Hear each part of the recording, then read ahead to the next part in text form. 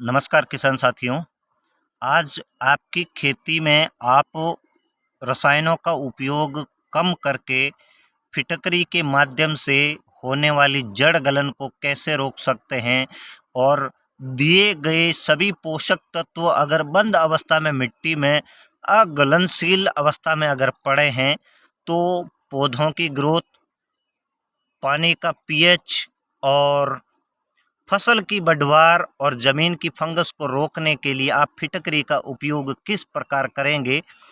आज मैं बात करूंगा, रिचके की फसल हो, सौंफ की फसल हो, जीरे की फसल हो या गेहूं की फसल हो, अगर आपके खेत में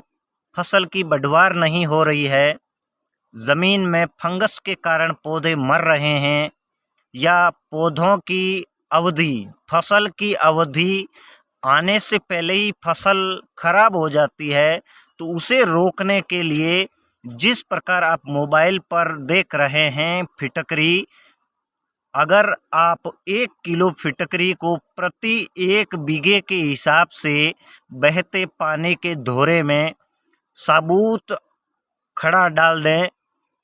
और ये धीरे धीरे घुलकर पानी के साथ जो आपने फसल लगाई उस फसल में इस फिटकरी का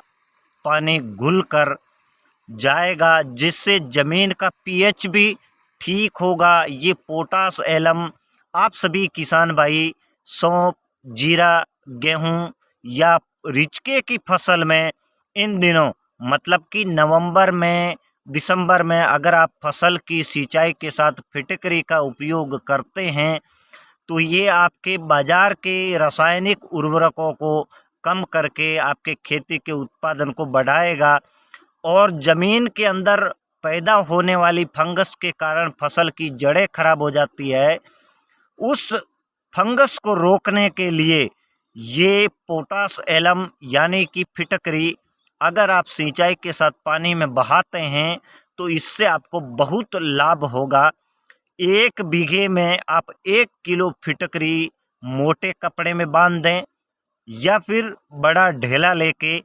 बहती नाली में इस प्रकार रखें जैसे मैंने रखा है। इसका अर्क धीरे धीरे पानी में घुलकर ये फसल की बढ़वार को दुगनी करेगा। ज़मीन के अंदर पनप रही फंगस को, जो कि जड़ को खराब करने में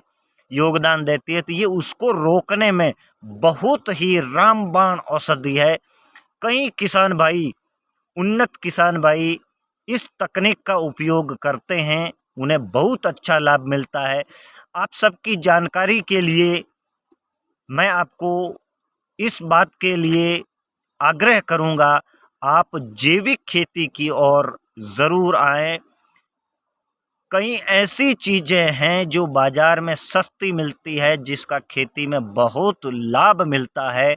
तो आप सभी किसान भाई सर्दी के दिनों में जो भी फसल लगाई है उस फसल की अच्छी बढ़वार के लिए, पानी के पीएच को न्यूट्रल तक करने के लिए इस प्रकार फिटकरी का आप ज़रूर प्रयोग करें। धन्यवाद।